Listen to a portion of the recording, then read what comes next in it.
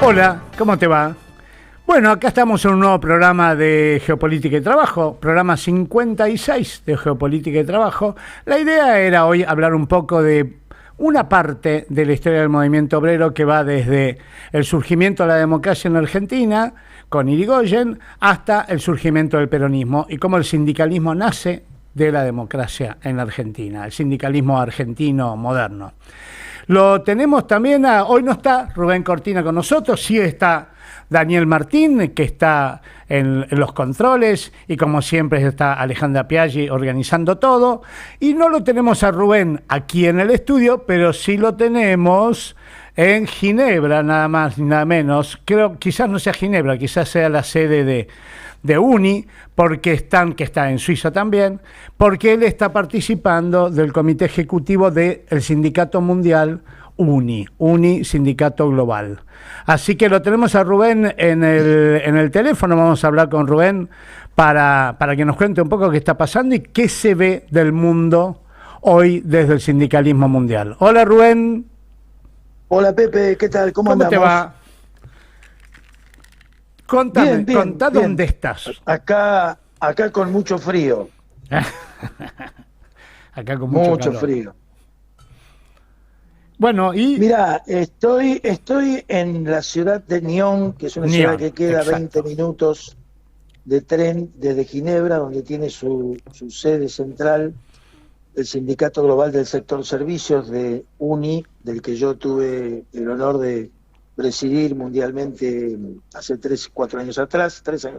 Exactamente, ahí tenemos una foto de cuando asumiste en la pantalla. Eso fue en el 2018. En el 2023 terminó mi mandato. Sí, señor. Bueno, el comité ejecutivo es un órgano, es el órgano más importante. Bueno, el órgano más importante es el Congreso.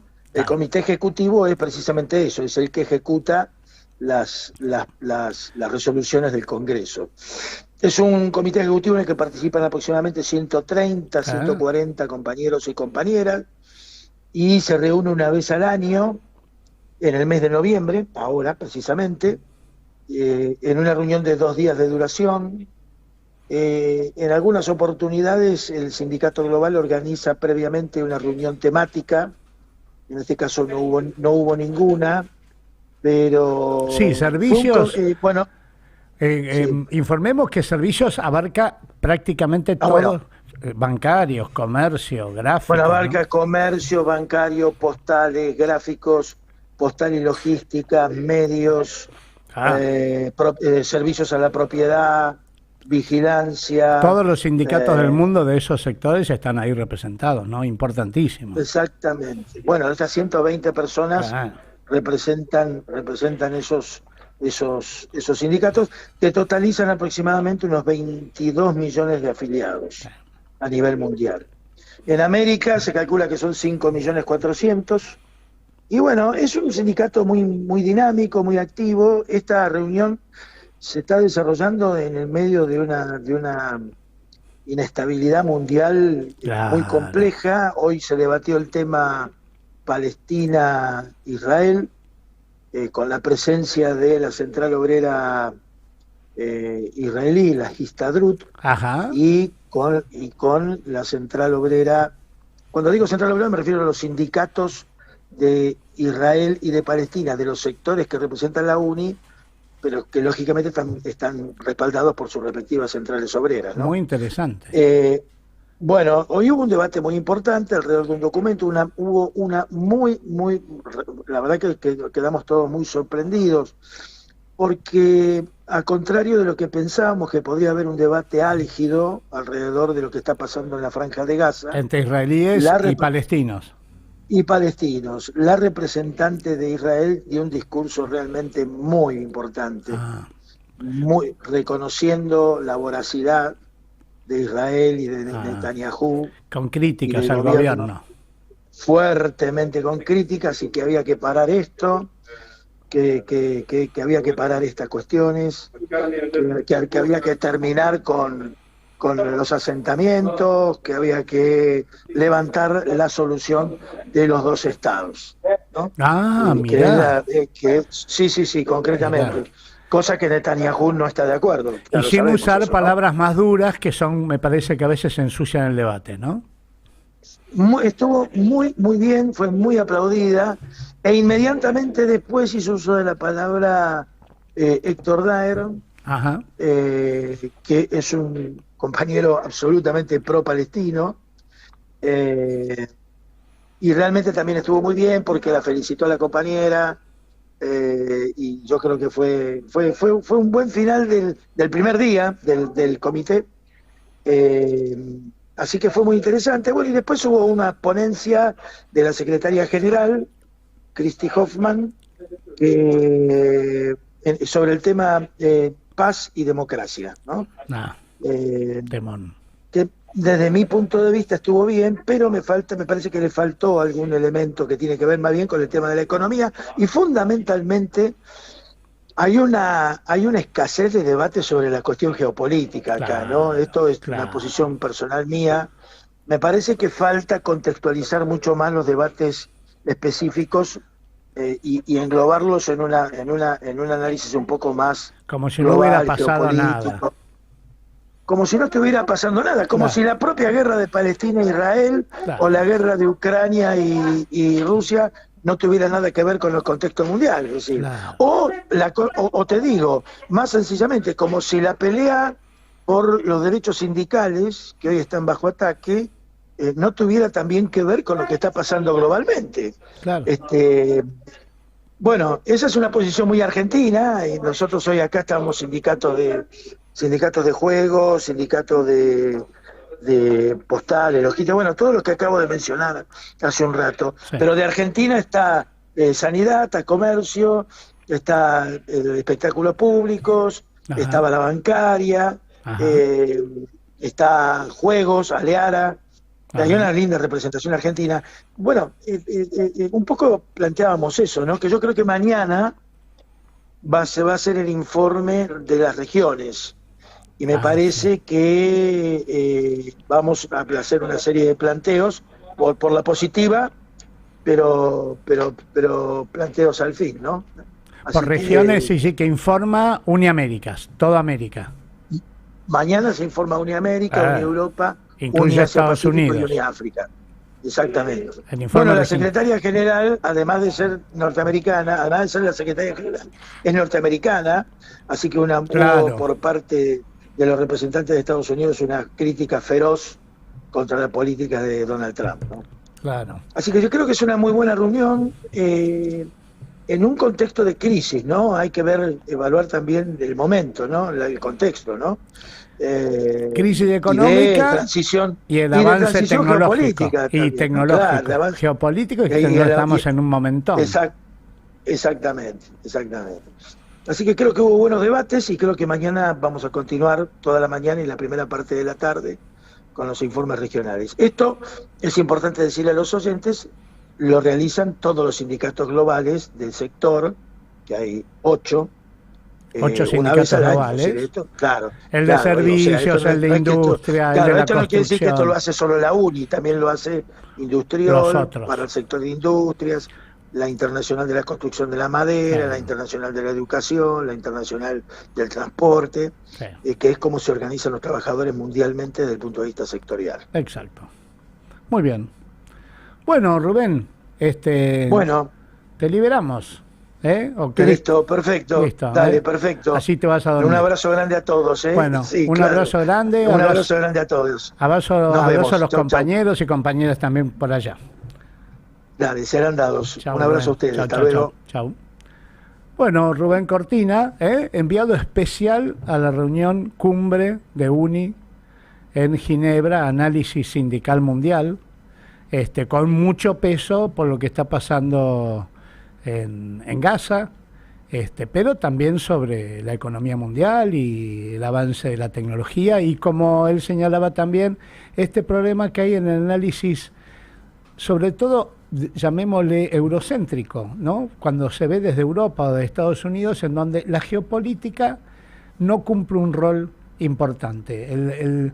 Es como si el mundo fuera uno solo y no hubiera habido un tercer mundo, o no hubiera habido nunca colonias, o esas colonias no se hubieran independizado nunca, o ese tercer mundo hoy no esté cambiando increíblemente con estos países emergentes que están cambiando el mapa mundial, el mapa económico mundial. El mapa sigue siendo el mismo de lo que era hace 50 o 60 años, pero ya hoy hay una cantidad de países del tercer mundo que son tan o más poderosos que los países del primer mundo. Entonces, no tener en cuenta esta realidad actual de esta situación y este problema geopolítico es dejar fuera de análisis algo que marca mucho lo que está pasando a nivel mundial. No es solo una cuestión hoy no es solo una cuestión de neoliberalismo, hoy es una cuestión también de geopolítica. ¿A dónde está yendo la riqueza? ¿A dónde está la industria? ¿A dónde se está generando la riqueza y a dónde está el trabajo? Entonces, bueno, esa ceguera de algún modo, como si no hubiera habido colonias, como si no hubiera habido independencias y como si no hubiera habido tercer mundo y emergencia del tercer mundo, y bueno, sí, empobrece el análisis político y se queda al final en una cuestión de Trump, la ultraderecha, esta preocupación que tiene el primer mundo por lo que le está pasando en su propia crisis, pero no se está viendo todo el mundo y lo que está pasando y lo que va a venir, sobre todo. Así que bueno, dicho esto, la idea de este programa era tratar algún tema. Nosotros queremos tratar temas históricos también del movimiento obrero argentino, latinoamericano e incluso mundial, para tener un panorama más amplio a veces que la cuestión meramente coyuntural, una elección, la reforma laboral. Obviamente en Argentina en este momento la reforma laboral está al tope de la agenda. Nosotros ya la tratamos hace 2 programas y seguramente la seguiremos tratando porque es un tema de altísima importancia. Pero no quedarnos solamente en la cuestión meramente coyuntural y tener una visión de conjunto. Entonces, nos parecía importante ver un poco de cómo, en la historia del movimiento obrero, cómo surge el movimiento obrero argentino moderno. Y si podés poner la primera placa, la segunda es en realidad la número 2, para entender el movimiento sindical argentino y sobre todo para entender el peronismo, hay que ver que la Argentina tuvo, antes de que hubiera democracia, la democracia recién sucede en Argentina en 1916, cuando se establece el voto obligatorio universal, obligatorio. Recién ahí se establece la democracia, recién ahí la gente vota masivamente. Hasta 1916 votaba el 1%, a lo sumo el 2% de la población. El 98% de la población no votaba. Y como el voto era cantado, los patrones, los empleadores, controlaban el voto de sus empleados, así que básicamente los mayores patrones llevaban a la gente a votar al pueblo o al centro y controlaban lo que votaban y por supuesto siempre ganaba la derecha, siempre ganaban los conservadores. Y la distribución de la riqueza, si bien Argentina era un país bastante rico para ser un país del tercer mundo, la distribución de la riqueza era totalmente injusta, porque la mayoría iba para gente riquísima, que tenía palacios. En la Argentina los ricos vivían principescamente, se hablaba de los príncipes gauchos, y tenían palacios como el Palacio Anchorena, todavía se ven esos palacios en Buenos Aires. Así que era una sociedad rica, pero al mismo tiempo muy injusta, y muy antidemocrática, y donde los sindicatos eran muy maltratados. Y en esa época, antes de la primera democracia, hubo 3 grandes luchas que fueron paralelas, que no se mezclaron entre sí. Después se van a mezclar entre sí. Pero inicialmente era como si hubiera 3 grandes movimientos, como 3 grandes manifestaciones, cada una hecha un día, y al día siguiente eran otros, y al día siguiente eran otros. ¿Qué fueron? La lucha por la democracia. Déjalo, Daniel, que yo creo que queda bien, me parece. Gracias. La lucha por la democracia que ustedes ven ahí, fíjense que todos tienen boinas blancas, que es la lucha que va a llevar adelante el Partido Radical, la Unión Cívica Radical, y que la boina blanca era una lucha armada. La lucha por la democracia en Argentina fue una lucha armada con muchísimos muertos y con revoluciones muy sangrientas. Solamente en la revolución de 1990, que se hizo frente a lo que hoy es el Palacio de Tribunales, ahí frente al Teatro Colón, solamente en esa batalla que hubo ahí, en la revolución de 1990, ahí en la Plaza Lavalle quedaron 1000 muertos. Así que fíjense la violencia que tuvo esas luchas. Se bombardeó Buenos Aires, los revolucionarios tomaron uno de los barcos de la Marina y bombardearon Buenos Aires. En la revolución de 1983 se bombardea Rosario. En este caso quienes bombardean Rosario es el gobierno para bombardear a los revolucionarios. Es decir, y terminaron todos presos, porque fueron las 3 grandes revoluciones radicales fueron derrotadas, terminaron todos presos en las cárceles de Ushuaia, así que severamente dañados físicamente y en su salud. Así que primero está esta gran lucha por la democracia, ¿no?, que la llevan adelante los radicales principalmente, con sus boinas blancas que usaban para no tirarse entre ellos. Cada vez que se levantaban y tiraban tiros, la boina blanca era el uniforme radical para no tirarse entre radicales. Esa fue una de las grandes luchas que hubo en la Argentina. Por otro lado, estuvo la lucha sindical, la lucha laboral, que era llevada adelante, esas banderas rojas que vemos ahí. La central sindical se llamaba FORA, Federación Obrera de la Región Argentina. Eran luchas también revolucionarias. Las luchas por la democracia eran revolucionarias y por eso se llamaba Revolución del 90, Revolución del 93. Todos hacían revoluciones en esa época y también el sindicalismo era revolucionario y pensaba en una gran revolución obrera y era llevado adelante por los anarquistas, por una corriente muy importante que hubo en ese momento que se llamó sindicalismo revolucionario, también por los socialistas, con la bandera roja. No había idea de nacionalidad, los sindicatos y los movimientos obreros no tenían idea de nacionalidad, para ellos la nacionalidad era una cosa burguesa y había que estar en contra del himno y de la bandera y de la nación, porque trabajadores del mundo unidos, ¿no es cierto?, como dice el manifiesto comunista. Todos los trabajadores del mundo tenían que estar unidos por una gran revolución universal que iba a terminar con el capitalismo. Y simultáneamente también, junto con las luchas por la democracia y las luchas por el sindicalismo, estaba la lucha por el feminismo, que muchas veces no se menciona. No es extraño porque tanto en la historia como en el análisis político, en general la mujer es tenida en menos, si es que es tenida en cuenta.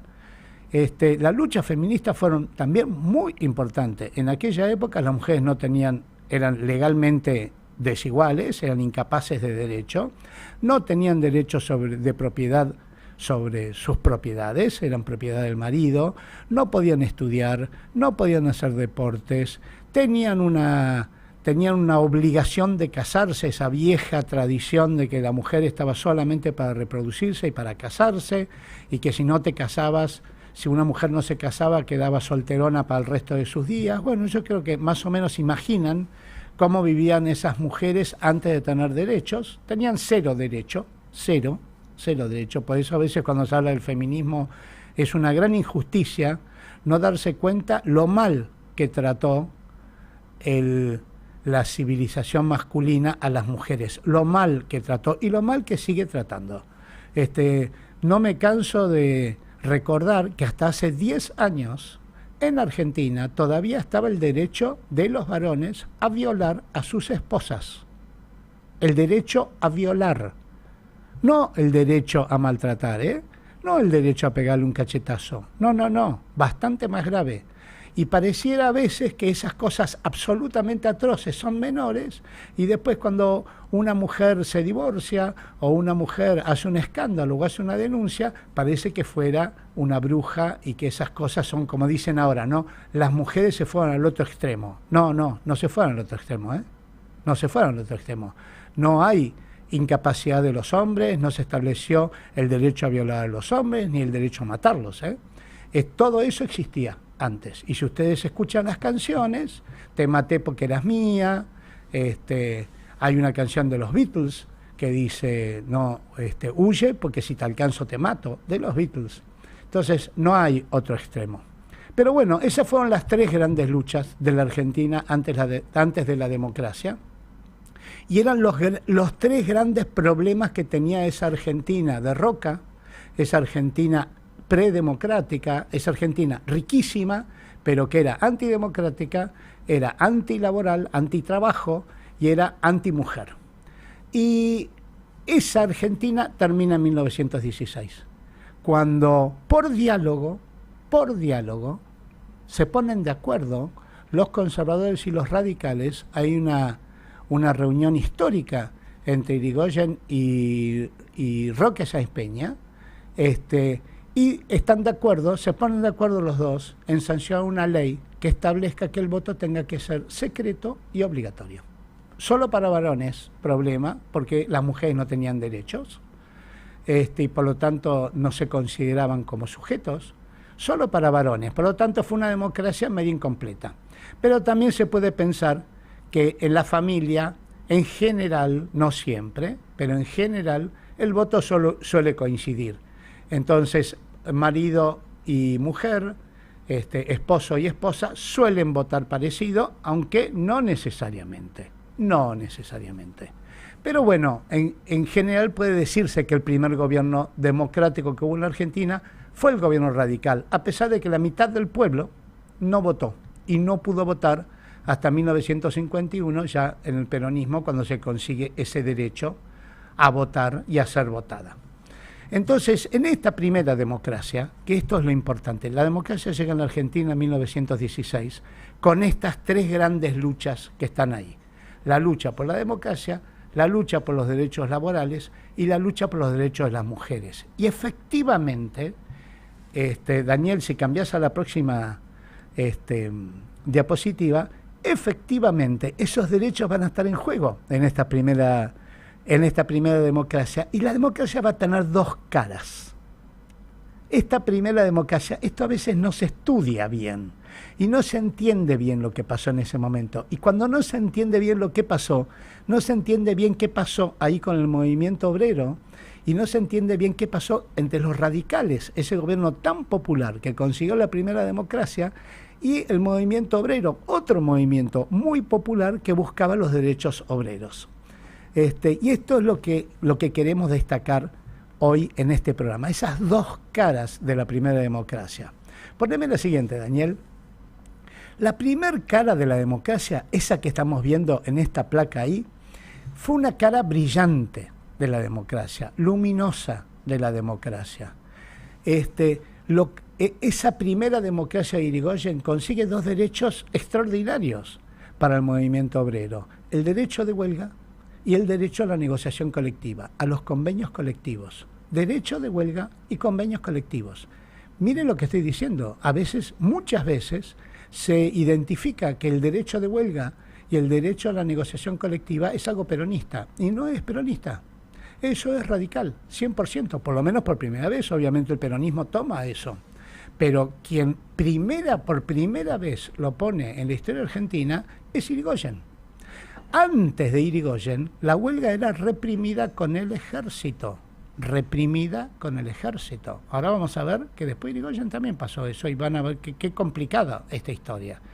Pero antes, por definición, no había derecho, en la práctica, no había derecho a hacer huelgas, y se enviaba al ejército a reprimir y se despedía a los trabajadores y no había ningún tipo de negociación.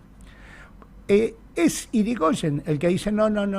El derecho, la huelga expresa un malestar y expresa un reclamo, algo que está mal. Lo que tienen que hacer es hablar los patrones con los sindicatos. Y si no hablan, soy yo, el presidente, el que va a sacar un laudo y va a decidir quién tiene razón y cómo tiene razón. Entonces, Irigoyen, cada vez que había una huelga, y hubo grandes huelgas en ese momento, las más famosas fueron las huelgas ferroviarias y las huelgas marítimas, pero si ustedes ven los diarios de la época, van a ver que todos los días había huelgas y se le reclamaba a Irigoyen que todos los días hubiera huelgas. Obviamente eran 50, 60 años de reclamos, y cuando vino la democracia permite los derechos. La democracia va con los derechos. Esto es bueno recordarlo ahora que se quiere volver a esa época anterior a la democracia, donde no había derechos, 12 horas, que los patrones dispongan lo que quieran. Bueno, ojo con volver a antes la democracia, a esas sociedades antidemocráticas. Y tan viejas en esta época moderna, que hablábamos recién con Rubén, de cambio geopolítico, de la inteligencia artificial entrando a todos los lugares de trabajo y haciendo que una cantidad de trabajos que antes llevaban 10 horas, ahora se hagan en 1 hora o en media hora. No vamos a hablar de eso, vamos a hablar de volver al siglo XIX. ¿Se dan cuenta cómo estamos, no? Bueno, es Irigoyen el primero que dice, no, si hay huelga, siéntense a dialogar y a negociar y pónganse de acuerdo. Y si ustedes no se ponen de acuerdo, yo digo quién tiene razón. Así que apareció la negociación colectiva y aparecen los primeros convenios colectivos en ese momento. Fíjense ese cuadro negro que está en la pantalla. Cuando Irigoyen sube, que sube en octubre de 1916, había 70 sindicatos y casi 40.000 cotizantes. 70 y 40.000. 4 años después, apenas 4 años después, en esa época los gobiernos presidenciales duran 6 años. 4 años después, en lugar de 70 sindicatos, hay 700, 10 veces más. 1000% de aumento de los sindicatos. Y en lugar de 40.000 cotizantes, hay 750.000. Es decir, más de 10 veces, casi 15 veces más cotizantes. Se masificaron los sindicatos.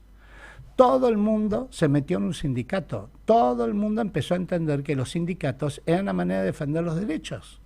Se juntaron, la unión hace la fuerza. Y además hubo sindicatos en todas partes del país, en la Patagonia, en la forestal, en los bosques de hacheros de Santa Fe, en las plantaciones yerbatales de Misiones. Entonces, fíjense lo que pasó. La Argentina, el movimiento obrero argentino cambió totalmente. Antes era un movimiento chiquitito, con poca gente, muy valiente, anarquistas, socialistas, sindicalistas revolucionarios, pero poca gente, 40.000 cotizantes. Y se imagina que los militantes eran muchos menos, 1.000, 2.000 militantes serían. Bueno, a lo largo de esos 4 años del gobierno de Irigoyen se multiplicó por 10 o por 15. Impresionante. Y se extendió a todo el país. Y se extendió a la clase media. Aparecen los sindicatos de bancarios, aparecen los sindicatos de telegrafistas, aparecen los sindicatos de actores y actrices. Una actriz va a ser una de las primeras secretarias generales de sindicatos, Iris Marga. Algunos y algunas se recordarán de ella. Fue la primera secretaria general de un sindicato. Entonces, fue muy buena la democracia para el sindicalismo. Pero acá va a haber 2 problemas. Ni los radicales estaban preparados para el movimiento obrero, ni el movimiento obrero estaba preparado para la democracia. El movimiento obrero era revolucionario, como lo dijimos recién. Y el radicalismo era muy nuevito en la democracia. Todavía el poder económico, el poder antidemocrático era muy fuerte, y esto va a traer complicadas situaciones. Y esta es la cara negra de esa primera democracia. Poneme, Daniel, la siguiente foto. ¿Qué pasó también en el gobierno de esa primera democracia, en ese primer gobierno radical de Irigoyen? Sucedieron en Argentina las mayores masacres obreras del mundo, de la historia mundial. No hay masacres obreras tan grandes y tan extendidas como estas masacres que hubieron acá. Las masacres del 1 de mayo, las masacres de las obreras en Estados Unidos cuando las queman en una huelga, son pequeñas en cantidad de gente al lado de las masacres obreras en la Argentina. Solamente en 3 años hubo 4 masacres gigantescas. Estuvo la primera de todos, que fue en 1919, fue la Semana Trágica, 800 muertos. Se militarizó Buenos Aires, se militarizó. Y el general de Lepiane, el de la autopista de Lepiane que llega a Seiza, quedó al mando de Buenos Aires con carta blanca para entrar a las casas de quien fuera y matar a quien fuera. Hubo 800 muertos. Ahí vemos una marcha de la Semana Trágica llevando cajones de los muertos. Hubo una gran matanza en el cementerio. Cuando están enterrando a los muertos, hay una gran matanza en el cementerio donde quedan por lo menos 100 muertos, ahí, cadáveres, en el cementerio. 800 muertos. 2 años después hay otra gran matanza en la Patagonia, también una huelga obrera. Hay discrepancias ahí entre patrones y obreros, hay una nueva huelga y el gobierno de Irigoyen manda a un coronel con el bando de que podía matar a los huelguistas, podía ejecutarlos, podía hacer penas de muerte sumarias. Y el coronel Varela, que así se llamaba, es mandado a la Patagonia y se calculan aproximadamente 1.500 muertos, los muertos que mataron en esta huelga. 1.500. Les aclaro que no se hacían listas, ¿eh? Todas estas personas no se sabe quiénes fueron. No, el gobierno nunca hizo listas de los muertos, ni de a quienes mató, ni dónde los enterró. Es una cosa espantosa. Estamos hablando de algo tan grave que si uno dijera que esto hubiera sucedido en cualquier otro gobierno, ese gobierno sería considerado una dictadura tremenda, pero era una democracia. Entonces la segunda gran masacre fue la masacre de la Patagonia Rebelde, que así es conocida, la Patagonia Trágica. La tercera gran masacre es la masacre de la Forestal, donde hay 600 muertos, se calculan 600 muertos. Ahí la Forestal, que era una empresa inglesa, decide impedirle a los trabajadores que sigan viviendo en esos pueblos, Villa Guillermina, Santa Ana, todavía están esos pueblos y todavía están las fábricas abandonadas en esos pueblos, decidió impedirles a los trabajadores que estaban en huelga vivir en sus casas, en las casas de la empresa, en villanas. Entonces los trabajadores y las trabajadoras y sus familias se fueron a los bosques, eran bosques de quebracho, la empresa talaba quebracho y sacaba tanino de ahí. Bueno, la empresa manda un ejército privado que tenía la empresa, manda a los bosques, a este ejército privado, a matar a los huelguistas y a las familias. Se calculan 600 muertos, los muertos de la Forestal. Todos estos datos y todos estos hechos son debates que se hacen en la Cámara de Diputados para denunciar, que lo hacen los socialistas e incluso los radicales, para denunciar estas matanzas. Es decir, no es leyenda, no son cuentitos, ¿eh? Está documentado en los debates en diputados. Y finalmente hay una cuarta gran matanza de la época, que es una huelga de algodón hecho por indígenas del Chaco, en el límite con Salta, en uno de los grandes ingenios de la época, que todavía está vigente, ese ingenio, y la Gendarmería Nacional ahí directamente fusila a los manifestantes indígenas y mata alrededor de 400 trabajadores indígenas que estaban en huelga del algodón.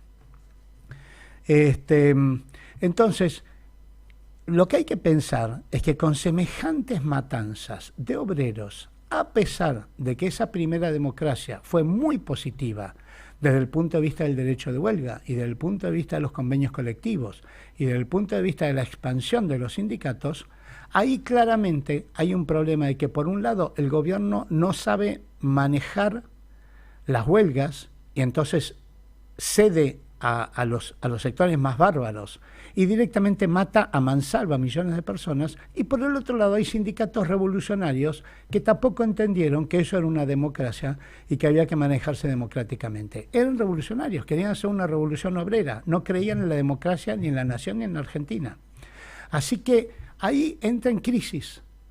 Las dos cosas entran en crisis. El radicalismo entra en crisis popular. Nunca más el radicalismo va a poder tener un vínculo orgánico con el movimiento obrero. El movimiento obrero pudo haber sido, el movimiento obrero argentino pudo haber sido radical. Tenía lógica ser radical. ¿Por qué? Y porque era el Partido Popular de la época. Era el partido que representaba la democracia, el poder del pueblo. Y el poder del pueblo es básicamente un poder de los trabajadores y las trabajadoras, porque el pueblo es mayoritariamente trabajadores y trabajadoras, es minoritariamente comerciantes, es minoritariamente abogados y es minoritariamente ricos. La mayoría del pueblo trabaja en relación de dependencia. Entonces lo lógico hubiera sido Si uno pudiera hacer la historia lógica, la historia no tiene mucho de lógica, tiene que ver con las circunstancias de la historia. Si hubiera sido lo lógico, y el movimiento obrero argentino se hubiera transformado en un movimiento radical. ¿Por qué? Porque los socialistas eran muy poco representativos, eran abogados principalmente, o médicos o médicas, y por lo tanto tenía poca representatividad. En la Argentina no ganaba elecciones, a lo sumo en Buenos Aires, a lo sumo. Tenía poca influencia popular ahí abajo. Los anarquistas tenían mucha influencia ahí abajo, pero los anarquistas eran revolucionarios, estaban en contra de la democracia y estaban en contra del Estado. Y los sindicalistas revolucionarios eran revolucionarios, todavía no entendían que la democracia pudiera ser importante. Igual los sindicalistas revolucionarios estuvieron muy cerca de ser radicales, se los acusaba de radicales. Entonces, lo que pasó después de estas masacres es que se rompió toda posibilidad de que el movimiento obrero argentino fuera radical, porque no hay forma de pertenecer a un partido que cometió las mayores masacres obreras de la historia de la humanidad, ni que hablar de la historia argentina, ni que hablar. No hay nada parecido, ni el bombardeo de Plaza de Mayo. Lo único parecido que uno podría decir a estas masacres son las masacres de la última dictadura militar, de la dictadura de Videla y de Viola. Esas masacres en cantidad fueron tremendas también, y ahí corrió mucha sangre, pero salvo esas masacres, y no podemos hablar ahí de masacres obreras puntuales que suceden en un día en donde matan 1000 personas. Entonces fíjense la importancia que tiene lo que sucedió. Eso rompió todo vínculo con el movimiento obrero argentino.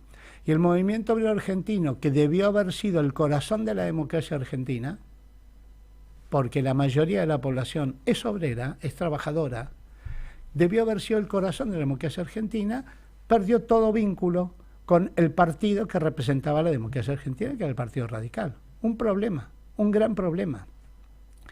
Eso rompe el vínculo del movimiento obrero con la política, en el sentido de llegar al gobierno. Pero obviamente el movimiento obrero argentino tenía que llegar al gobierno. Los trabajadores, para eso es la democracia. La democracia es para que los trabajadores y las trabajadoras lleguen al gobierno. No solamente ellos, por supuesto, pero la mayoría del pueblo es trabajador y trabajadora. Entonces una democracia cuyos trabajadores, cuyos sindicatos, cuyos representantes no pertenecen a ningún partido político, es una democracia renga.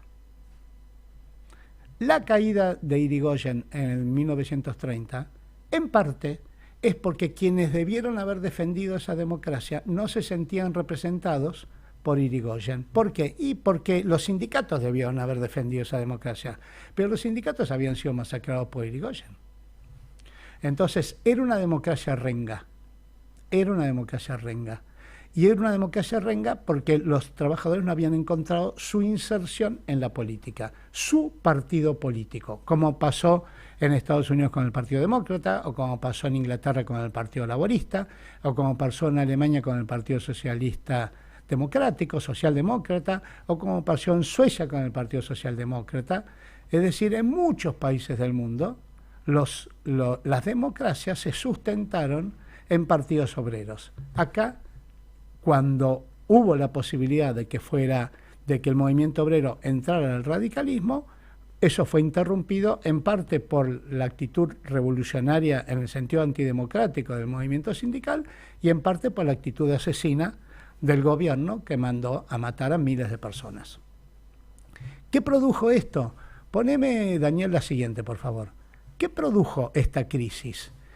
Lo primero que se produce es una crisis sindical en donde el movimiento obrero se encuentra huérfano, es decir, sin representación política, con representación gremial, pero sin inserción en ese nuevo sistema de gobierno que había en la Argentina, que era la democracia. Huérfano, no tenía representante político. Esta orfandad, hay una gran obra de un maravilloso dramaturgo italiano que se llama 7 personajes en busca de autor. Bueno, de algún modo eso le pasó al movimiento obrero argentino. Quedó huérfano y empezó a buscar autor. Empezó a buscar alguien que lo insertara, alguienes que lo insertaran en el sistema político argentino. Y esto le va a pasar en las 2 décadas siguientes, en las décadas del 20 y la década del 30.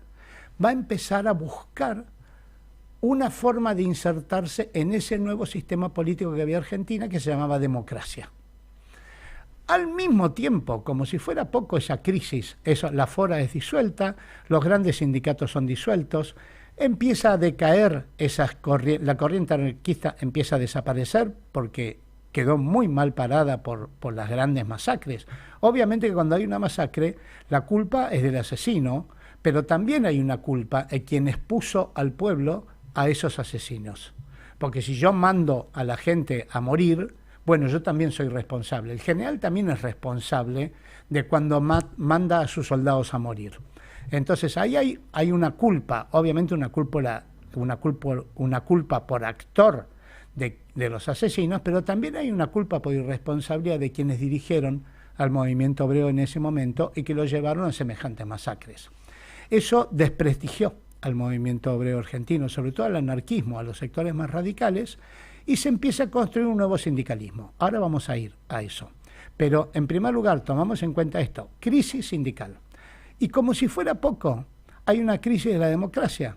Por la misma razón, como el movimiento obrero no era la columna vertebral de esa democracia, también la democracia entró en crisis y la Argentina va a tener una sucesión de golpes de Estados desde 1930 hasta el último golpe de Estado en 1990. Prácticamente todo el siglo XX la Argentina estuvo con golpes de Estado o intentos de golpe de Estado. Obviamente gran parte del desastre de nuestra historia tiene que ver con eso.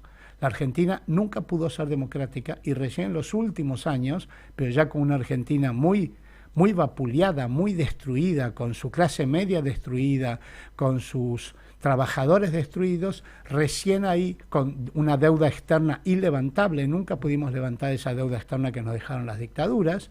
Con todo eso, recién ahí pudimos empezar a establecer una democracia muy dificultosa, que es lo que venimos haciendo en los últimos 40 años. Así que hubo una crisis de la democracia, del sistema político. Hubo una crisis mundial de la economía, la crisis de 1929, y se llevó puesto a el Imperio Británico, que había sido el imperio más poderoso de toda la historia de la humanidad. Una cuarta parte del mundo pertenecía al Imperio Británico. Una cuarta parte del mundo. Y hoy Gran Bretaña es nada, es insignificante, debe ser menos del 0,1%. El 25% era del Imperio Británico, se lo llevó puesto como si fuera un huracán. Y va a empezar Estados Unidos en ese momento. Y va a empezar una nueva economía, porque la economía liberal que había impuesto el Imperio Británico estalló por los aires. Y con la economía liberal que estalló por los aires del Imperio Británico, estalló por los aires la economía argentina, que era una economía que le proveía a Gran Bretaña de alimentos. Todo eso estalló por los aires allá por los años 20 y 30. Así que en ese momento es donde el movimiento obrero argentino, sin autor, huérfano políticamente, empieza a moverse hacia algún lado, hacia un lado ya no revolucionario, hacia un lado que tenga que ver con la dignidad de los trabajadores argentinos. Y poneme la siguiente, Daniel, por favor. Y esa década, que es la última década antes de que surja el peronismo, si ustedes pueden ver esa pantalla, van a ver la cantidad de cosas que suceden ahí.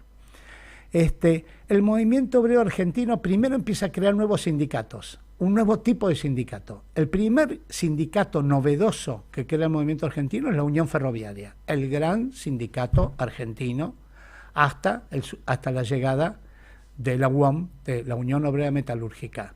Un sindicato importantísimo. Acuérdense que Argentina era exportadora de granos y carnes y usaba los trenes para traer los granos y las carnes al puerto de Buenos Aires y de ahí llevarlos a Inglaterra. Así que los trenes eran la columna vertebral de la economía argentina y la Unión Ferroviaria era la columna vertebral del movimiento obrero argentino.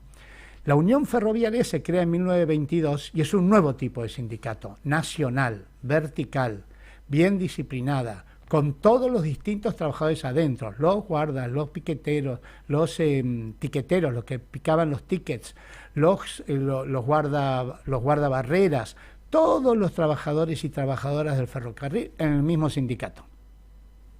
Un sindicato de rama, no un sindicato de oficio, no un sindicato separado por el tipo de tarea que hacía cada uno. No, no, no. Si trabajamos para el ferrocarril, estamos todos juntos. Eso le dio un poder al movimiento obrero argentino enorme, y a partir de ahí los sindicatos empezaron a crear ese tipo de organización, organizaciones nacionales que incluyan a todos los trabajadores y trabajadoras de esa rama. En segundo lugar, se crea la CGT. La CGT es anterior al peronismo. La CGT tiene la idea de impulsar la creación de sindicatos gordos, lo que hoy se llaman sindicatos gordos, que ahora los han demonizado. Los sindicatos, para los sectores de derecha, los sindicatos tienen que ser flacos. Pero para la CGT, ya en 1930, tenían que ser gordos. ¿Por qué? Y porque las empresas son gordas.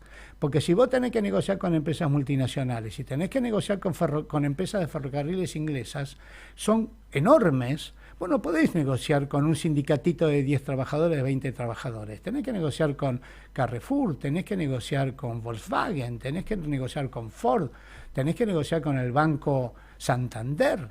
No podés negociar con un sindicatito de 10 personas, de 20 personas.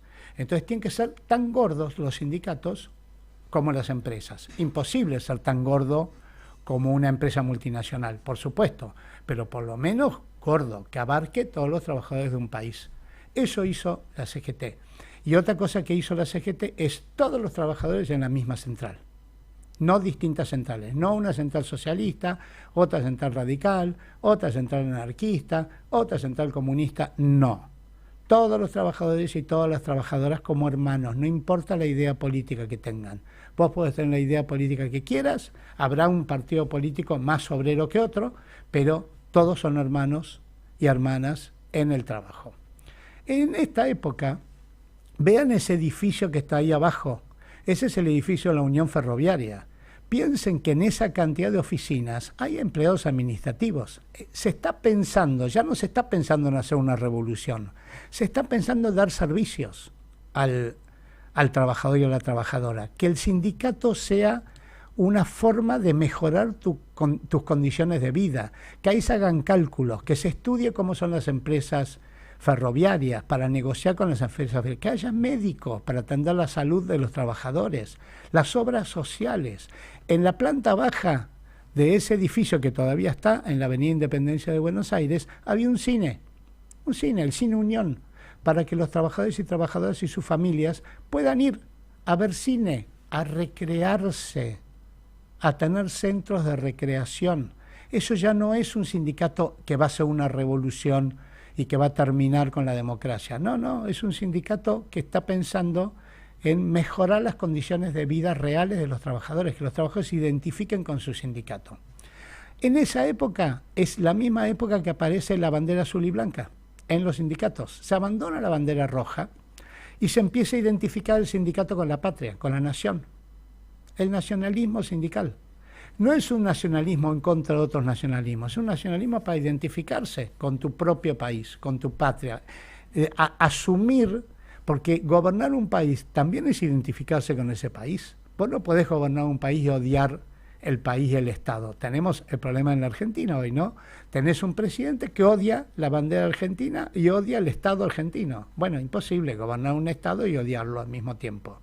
Entonces vos tenés que amar tu país y tenés que amar tu Estado y tu bandera y tu himno. El primer acto en donde se canta el himno nacional y hay banderas argentinas es en 1936. Ahí hay un cuadro en el medio, si lo logran ver, de Quinquela Martín, que se llama 1 de mayo de 1936, en donde por primera vez se cantó el himno nacional y por primera vez hubo banderas azules y blancas. El movimiento sindical argentino se estaba preparando para llegar al gobierno. Y también en esas épocas aparecen las obras sociales. Ustedes ven ahí las primeras obras sociales. Arriba ven la primera obra social que se hizo en Córdoba. La hizo el Sindicato de Empleados Municipales de la Ciudad de Buenos Aires. Hoy se llama SUTECBA. En aquella época se llamaba Unión de Obreros Municipales. Está en Sal Si Puedes. Estaba, porque ahora lo cerraron porque tienen otros más modernos. Y abajo está el Hospital Ferroviario de 1940, el primer hospital sindical. Y en la misma época aparecen estos líderes que después van a ser los líderes del peronismo. Borlenghi, que era el secretario general de Empleados de Comercio, que era socialista, Bramuglia, que era el abogado de la Unión Ferroviaria, que también era socialista, y Luis Gay, que era un anarquista y que era el secretario general de Telefónicos, y va a ser el primer presidente del Partido Peronista. Entonces, fíjense lo que está pasando en esta década o en estas 2 décadas anteriores al peronismo. El movimiento sindical se está moviendo hacia el poder, hacia el gobierno. Esto es lo que va a dar origen al peronismo. Poneme la última, Daniel, así ya vamos cerrando. Esto es lo que va a dar origen al peronismo. El peronismo reúne, concentra todo este esfuerzo, todos estos cambios que viene haciendo el sindicalismo argentino desde las masacres de los años 20 en adelante para cambiar, para hacerse democrático, para hacerse nacional, para masificarse y para asumir la representación de un país. Entonces, lo más importante que tiene en este periodo que va de 1943 al 46, donde finalmente hay elecciones y gana Perón la presidencia de la Nación, es que los sindicatos llegan al poder. Eso pasó en Argentina en 1943 a 1946. Los sindicatos llegaron al poder. El número 2 del gobierno del peronismo era Borlenghi, era el ministro del Interior, era un dirigente sindical. El ministro de Relaciones Exteriores era Bramuglia, era un dirigente sindical. El presidente de la Cámara de Diputados era un dirigente sindical. El ministro de Trabajo era un dirigente sindical. Los sindicatos llegaron literalmente al poder, tomaron el poder democráticamente. Esto no pasó en muchos países del mundo. Esto pasó en pocos países del mundo. En Alemania pasó en Suecia, pasó en algún momento en Inglaterra y pasó en Argentina. Entonces, Argentina, con el peronismo, fue un país distinto de algún modo. Un país que, entre otras cosas, es el único país del tercer mundo que creó una clase media enorme, una clase media de trabajadores y trabajadoras. En el tercer mundo no hay un caso igual. Recién ahora empieza a haber en el tercer mundo casos parecidos, como está pasando en Corea, como está pasando en China o como está pasando en Taiwán. Recién ahora hay países del tercer mundo que tienen clases medias como la que tenía Europa o como la que tenía Estados Unidos. Argentina fue el único durante casi todo el siglo XX. Bueno, esas son las cosas que de algún modo hoy están crujiendo. Esa condición que tuvo Argentina de un país diferente, cuyos sindicatos encontraron un camino, después de años de orfandad política, encontraron un camino y construyeron su propio partido político, que fue el Partido Peronista. Así que esto era el tema de hoy, pensar en esta característica del movimiento obrero argentino, peculiar. Cada movimiento del mundo es peculiar y tiene sus características únicas, pero por lo menos para no, ahora que va a venir la reforma laboral, no pensar que hay una regla universal para todos los países del mundo y para todos los sindicatos del mundo y para todos los sindicalismos del mundo. La Argentina tiene su propia historia y debiera ser respetada. Así que nos vemos, si les parece, el miércoles que viene, o pueden ver arriba en YouTube los videos anteriores. Hasta luego. Ensopados.